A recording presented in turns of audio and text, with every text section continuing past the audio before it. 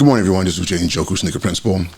And today I want to share with you 5 tips for teachers who are thinking or considering or even dreaming about transitioning into leadership. It's that time of the year, wrapping up the year, and people are starting to think, what's next? It's one thing I love about springtime. This is when people start asking themselves, that proverbial question, what's going to happen next year, next 5 years, next 10 years? People start asking themselves or start assessing where they are right now. And often what happens is you have people who are either talking about leaving the profession or people talking about advancing in the profession. So I want to talk to you about, I'll share with you 5 tips from my experience on how to make that transition into leadership, or at least start to get your mind right for that space. So the first thing is understand your why. This is very, very important. People, listen, I'm going to make this really short and get to the point. People often focus on transitioning into leadership because of the money. And yes, it is a sizable increase in salary, but also is a tremendous increase in responsibility. So if you're thinking about, I want to become an admin because look how much money they make, start doing the math. Typical teacher works 6.5-hour days. Then you might have some extra time here contractually, but for the most part, you work a shorter day. Yes, you still have to plan, and if you're efficient at planning and grading, you can use your preps and that time during the day to get all those things done. But your responsibility is primarily your classroom, the kids in your classroom, and that's it. Now you become an administrator, everything's your responsibility, literally.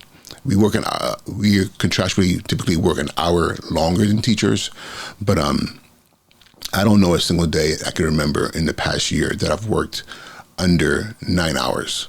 From the time I get into the building to usually 5, 6 o'clock, I'm still working, because it's not just about my observations. It's not just about dealing with parents. It's all the nuances, ordering, budget, meetings, emails, all these things take up a lot of time. And so you have to wait, if you're doing it for the money, then do the math.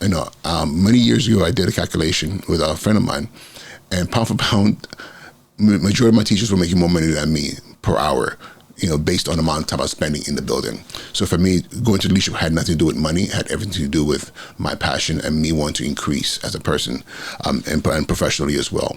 And the other thing too, I've said before, this is not my job, this is my work. So yes, would more money be great? Of course, but however, that's not what I do it for. But again, you have to figure out what your why is, right?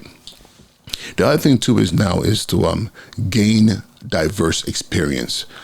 Listen, I'm not throwing shade on anybody, but I am also throwing shade on a lot of people.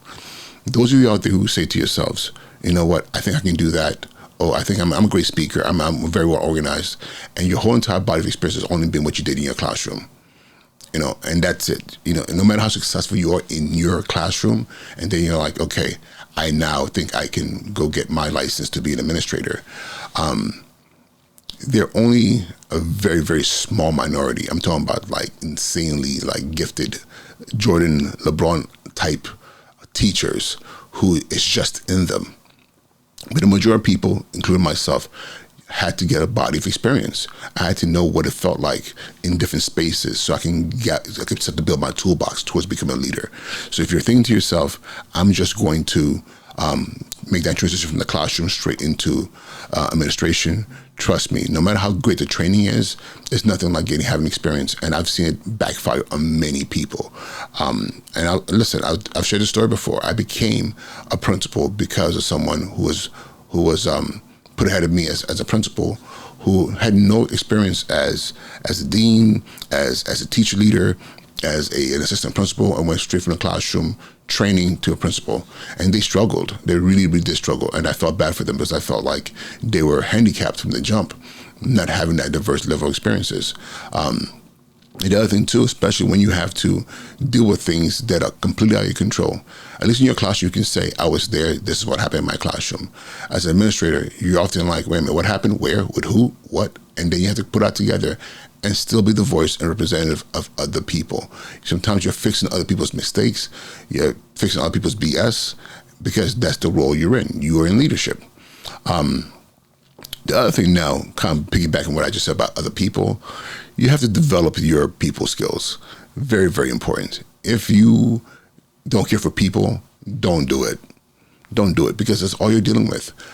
My primary responsibility is making sure my students are getting what they need, and I'm creating the safest environment for them emotionally, physically, spiritually, and intellectually, right?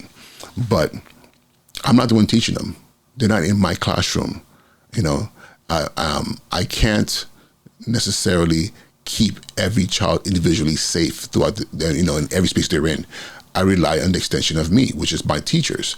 So I am managing and leading teachers to do that work. We have to be on the same page. We have to collaborate. We have to have coherence in that space, right? But however, I have to be the center force, the centrifugal force, right? That's making sure that keeps everything spinning. That's me. And spinning, not out of control, but controlled spin. That is my job. And it requires that I really understand people across the board. Listen, we all know as teachers, like you can have a classroom of 25 with 25 different personalities, and you have to manage that. So now imagine dealing with a staff of 40, 50, 60, 100 teachers with different personalities who are trying to balance out their 25 to 30 kids in their classrooms and those families as well.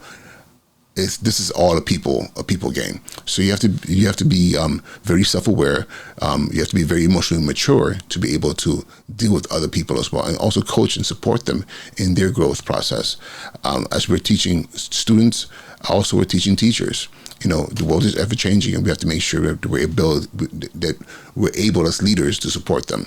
So if you're thinking about going to leadership, develop your people skills. The other thing too, this is something that people always don't follow through on. I tell people all the time, if you know me personally, I tell you, build your network, have a seat at tables, know people. Do not live on an island. If you're just a teacher and you're in your classroom, that's all you think, I'm great in my space and that's it, you're gonna struggle beyond your classroom. And I'll say this to leaders, too many assistant principals and principals just live in their building and that's it. They don't venture out beyond that unless they're going to admin district meeting. That's the extent of extending themselves beyond their building. That is so dangerous, and that is literally, I would even say it's unprofessional. If we're professionals, we need to be part of the mix. We need to be part of the conversation. We need to be networking with each other. We need to be, in spaces and sharing information and building off of each other and learning from each other. And listen, I am always welcoming people into my building. Come tell me what you see. Because again, how do I grow? I can't write my own, I can't create my own test, take my own test and grade my own test and tell everybody I'm the best in the world. No, absolutely not. It's not possible. I have to exercise my skill sets against other people's. I got to be able to put it out there so people can see. And the only way that happens is if I am part of the conversation beyond my building. So your professional network is very, very important. The other thing too, as you're looking for positions and opportunities, if people don't know you, how are you going to get them? Because when you apply for a position that you see that's open that you really want, just do know that typically there's always somebody that's been slated for that position 99.9% of the time. Does it mean that you can walk in there and blow them away and change their minds? It happens all the time. I've seen it happen. But however, those are rarities. The fact of the matter is people need to know who you are, know your skill set, what you've done, and then guess what happens? You're a part of the conversation. You become part of a short list of people who are in line for opportunities. And lastly, continue your education. And what I mean by that is this. Yes, as an educator, you have to be. Teachers, administrators are some of the most educated people that I know. You have to have a bachelor's degree, at least in New York State, bachelor's degree and master's degree to teach, then another master's degree to be an administrator. And a lot of people have doctor's degrees. So yes, have your formal education, but also have your informal education as well.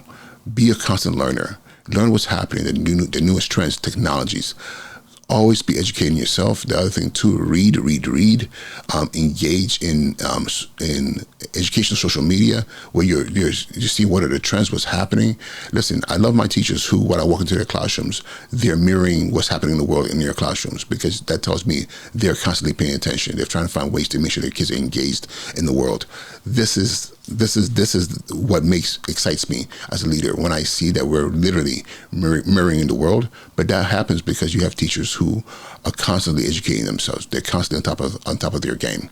So so those are my 5 tips on what you should be doing in preparation to transition, if you're thinking about that. All these 5 things you should be thinking about as you wish, dream, and make movement towards administration. So again, number 1, you need to understand your why. Number 2, gain diverse experience. Number 3, develop your people skills. Again, develop your people skills. Then piggyback of developing your people skills, build your professional network. And just don't forget, the network is people. Making sure you're in the right spaces and people know who you are. And I'm going to add to that, don't be drama-filled. Do understand, if you're a drama-filled person and you're like causing issues of contention where you work, that is people no skills. And what's going to happen if people learn that about you, is going to be very hard for you to be part of networks. So manage yourself and making sure that you're always clean as far as your reputation is concerned. And of course, lastly, continue your education. Be a constant learner. Keep building. Keep connecting your classroom to the world. And that's it for right now. If you enjoyed this video and you have any questions, definitely feel free to drop a comment, DM me, and let's talk. All right? Be well.